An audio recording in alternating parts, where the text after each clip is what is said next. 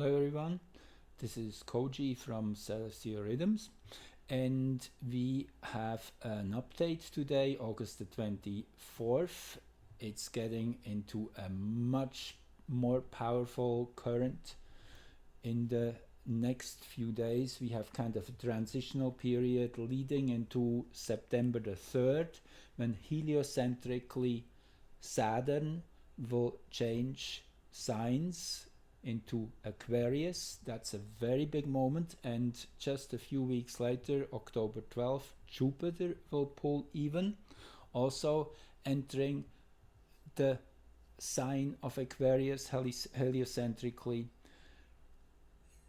That's kind of the two big legs of a new energy we're getting into, and we're building up to the moment when these energies fully manifest here on Earth, which will be after winter solstice. So there's 4 stages.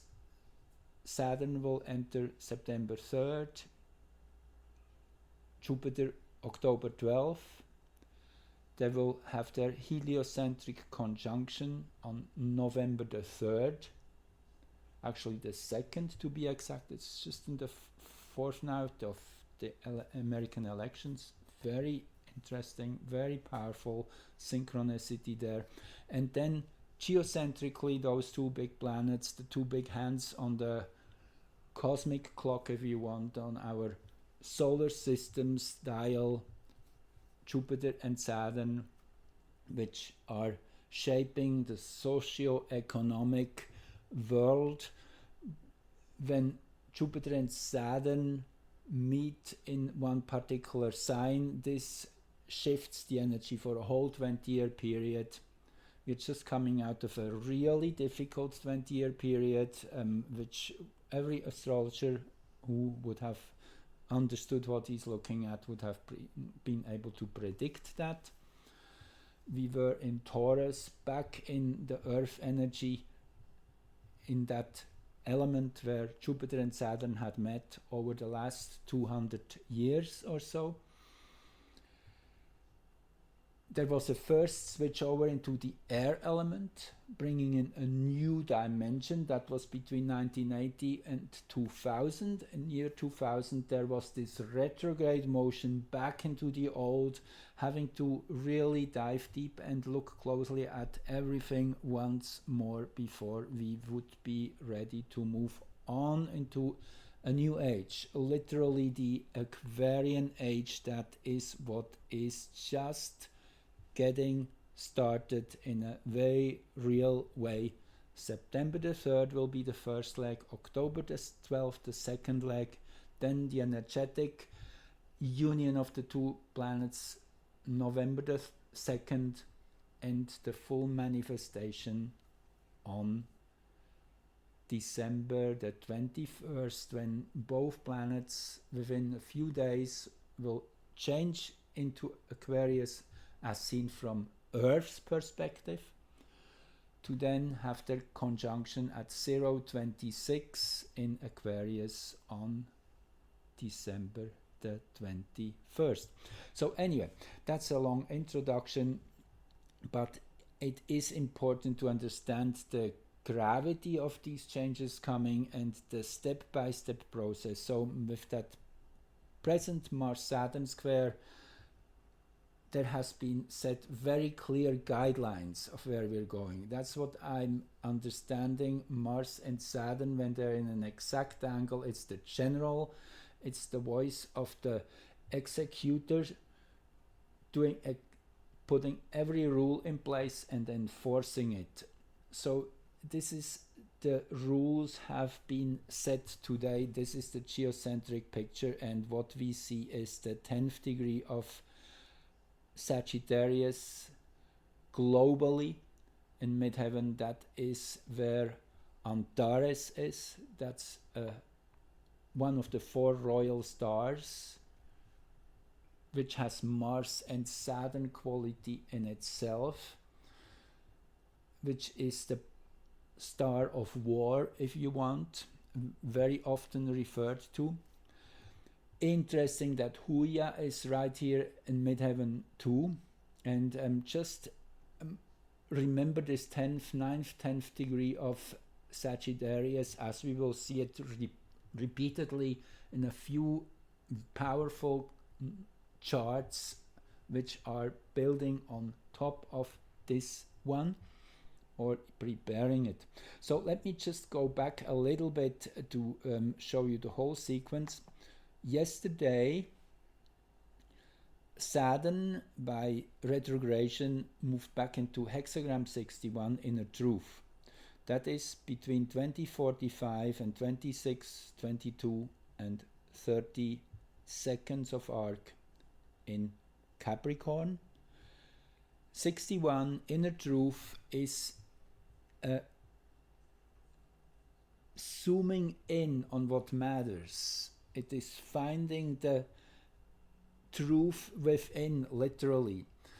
It's a very beautiful structure, the hexagram. Those of you who are familiar with the I Ching, it's 2 strong lines at the bottom, 2 strong lines at the top, and in the middle is the empty core, 2 broken lines. So it is that almost gravitational portal. It's almost like a vortex, pulls you into finding the essence of it all.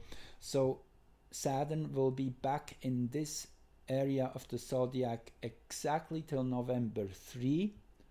Another one hinting at that date as a powerful shift happening, and we all know what that will be.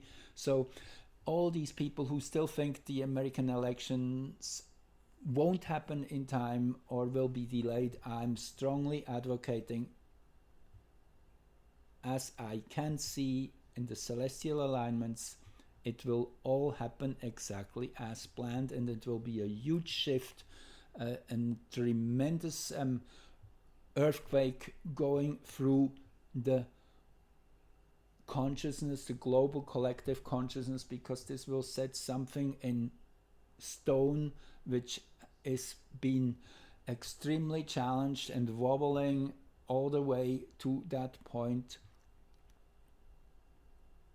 Many people naturally know already exactly the outcome, but the big majority who still are misled by all the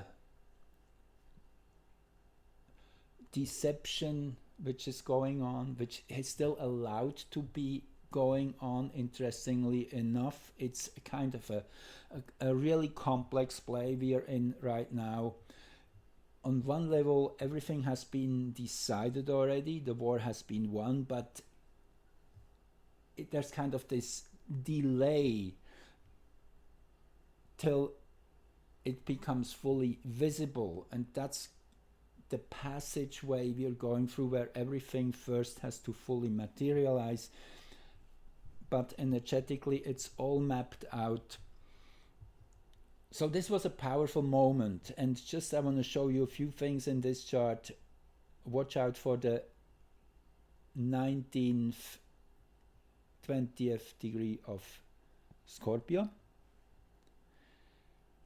Deucalion here, Deucalion, the same character as Noah, who knows how to prepare for big shifts and changes, to put everything in place so we will be able to make it in a whole new changed environment.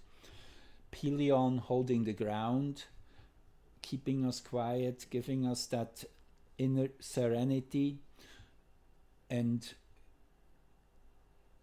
kind of the gravity of what is holding us here in this dimension. It's grounding us. Pelion is a great energy to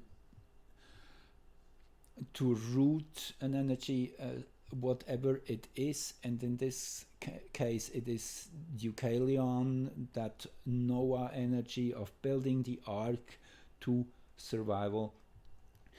Interestingly enough, in this Washington chart of Saturn's ingress into 61 inner truth, has the 29th degree of Leo right at midheaven. That is Regulus, and the sun was here too, right at midday. So again, shows that Washington DC is kind of the critical center point right now on this planet where things really happen.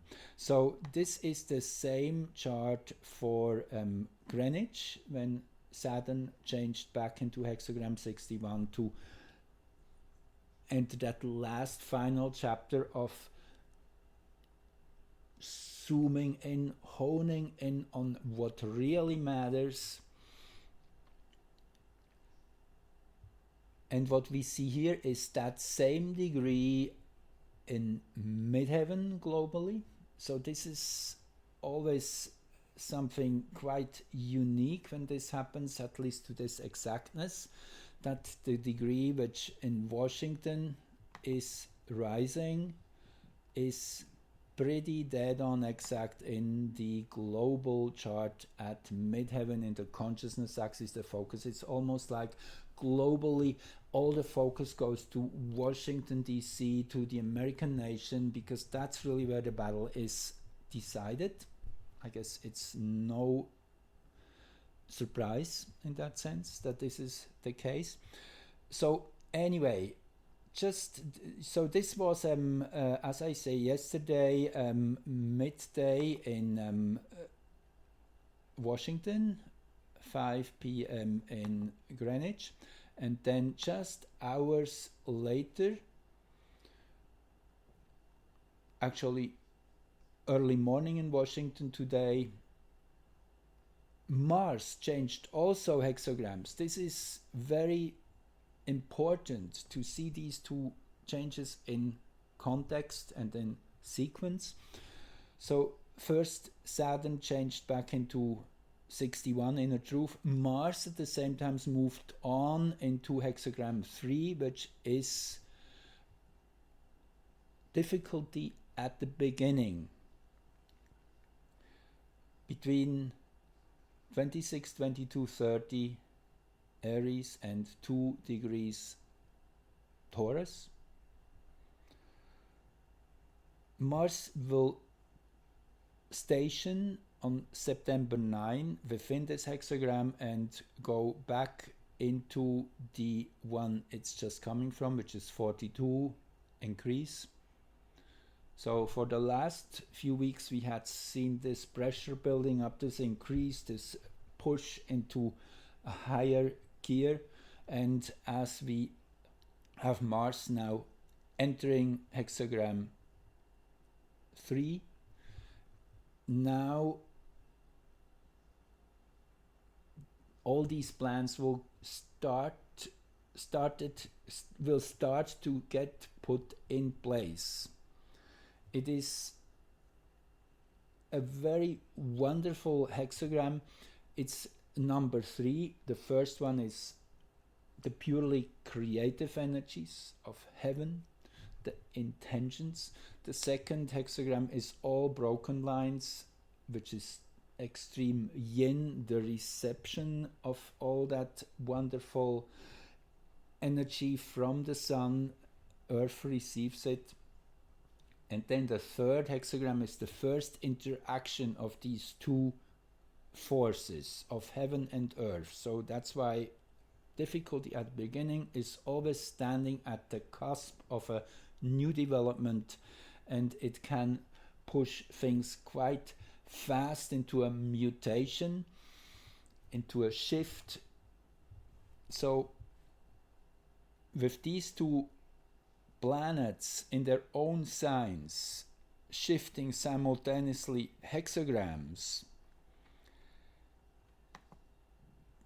and as you see, that's another thing I just wanted to point out. When Mars changed into hexagram 3, where it will be till September 25 when it goes back into the earlier one, we have again the okay, let me see what I wanted to point out here. Well, Neptune is here at the ascendant, very interesting. So it's still that double play, that multiple layers of reality. Everybody has a choice to choosing the right one. It's a very gentle lead into this dramatic phase. And this is the same chart for Greenwich, the global chart again, when Mars changed hexagrams, and you see this is the American nation's sun, which is highlighted here. Again, focusing on what's happening in America. Mercury here at the 4th house cusp, another interesting strong hit. Mercury in Virgo right now. It's the tactical moves, but it's also the understanding of the complexity of what's going on. Mercury tuning into this opposition of Orcus and Nessus over the next few days should really bring forth much more of that dark information, and this is the critical opposition which has to do with satanic ritual abuse. Orcus is about rituals. Nessus is that extreme distortion, if you want to say it so. It's basically a pathological behavior, as it has been said many times. These people are sick. It really is zooming into this axis that this gets more visible over the next few days, building up fast into September the 3rd. So you remember I pointed out the 19th degree of Scorpio. I just want to go back here to that degree. That was the degree which was rising in Washington when Saturn moved back into hexagram 61. That hexagram gets empowered by this moon, and it's at the 9th house cusp, so it gets very loud. It's when a whole new movement is gaining momentum. That's when the moon is in the 9th house. It's a new dimension of awareness collectively. The 9th house is very vocal. It's that Sagittarian energy. Strength comes in, strength of conviction. We just saw some protests in front of the Buckingham Palace. It was quite something. They are calling the royals now openly pedophiles and whatnot. I mean, it's all really breaking into the open.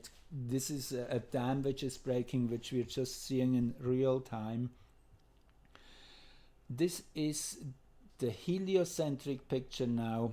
Here we had the one for Greenwich, the global impact of this Mars-Saturn square of...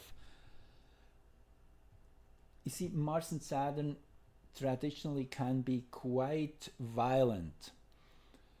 However, I see the whole setup of energies is so wonderfully synchronized that it seems it's a war which is fought without real casualties on the physical level. The intentions are crystal clear now, and they will be pushed through. It will be dealt with in a very intelligent way with minimal losses. Okiroi exactly on Ceres with the east point here, in this Greenwich chart. It's another really interesting alignment. The east point is the global ascendant, very important point in a global chart as such. It's the ascendant on the Earth's equator for that meridian, the 0 meridian in that case. That is what Greenwich is all about. It is the 0 meridian, and it's actually 5129 degrees north. That's exactly one septile. The seventh of a circle is 5126. So the 7 energy combined with the 0 axis, the 7 energy is always open. It's opening itself to the higher dimensions. It's the 7th day in the Mayan rhythm, which is on top of the pyramid. So the 7 has lots of direct connection to the stars. That's why I like to say Greenwich is where the umbilical cord is attached to the greater cosmos. That's why this single place is the fractal for the whole Earth's experience, and it happens to become even ever more so important because we are literally growing together as one collective. This is the path we're on. This is this big ascension we will be experiencing in a few years down the road, where we will become all one, where we will no more be separated, where everyone will know exactly what the other person thinks, and we will be part of a collective. We will still be individuals. It will be that extreme paradox, which is very rare, as we learn from extraterrestrials who have been telling us this is very rare, this is possible. Earth is a very special place where this will be possible. We are on our path towards that point, and that's why the global charts are becoming so much more powerful and important. So just a few more words. I don't want to make this too long, but this is now the Mars-Saturn square of earlier today, as the alignments were heliocentrically at that moment, as seen from the sun. So this is the purely energetic picture, and this is for Washington DC. And what I find again really powerful, I was mentioning the 21st degree of Pisces before in this chart here. I hope I'm getting the right one. This was the one, right? When Mars was entering that hexagram 3 difficulty at the beginning with that strong Neptune, which I said it is still that complex multi-layer of realities which is allowed to be there. So everybody has the free will to choose to tune into the real bandwidth of what's truly going on. I mean, we know there still will be a whole big number of people who will be taken by surprise because they have not really paid that much attention. But it is a gradual process. It has been prepared for very wisely. And this is one of the signposts, if you want. It's the 21st degree of Pisces. That's the scorpionic dwad of Pisces, and think we have a Scorpio moon here in these both charts when Saturn entered hexagram 61 again, Scorpio moon, and when Mars entered hexagram 3, both prior to the first Saturn Mars-Saturn square. Now, do I say that right? Let me just double check. I think I say it wrongly. Yes, you see the Mars-Saturn square actually happened right in between the two shifts. So this is particularly interesting too, as at that moment Mars was already in hexagram 61, whereas Saturn and Mars still was in hexagram 42, which is the increase, still the pressure building. So the long and short, that 20th degree of Pisces, again the scorpionic degree, and again Mars and Neptune here together heliocentrically, another indication that yes, it's still that hidden disguise and nothing is fully clear yet. It will take a little while longer. Well, I will keep it at that, and just stay tuned. I will talk about the heliocentric Saturn ingress of September 3, and then the heliocentric Jupiter ingress of into Aquarius on October 12th. That's coming soon. So thank you so much for tuning in and listening. I hope you had some new insights into the complexity of astrology, how this is all a blueprint of reality, and if we do it at that level, then we truly can see the patterns and how things work out, and we understand why things are the way they are. Again, thank you for joining and listening, and talk to you soon. Love you all.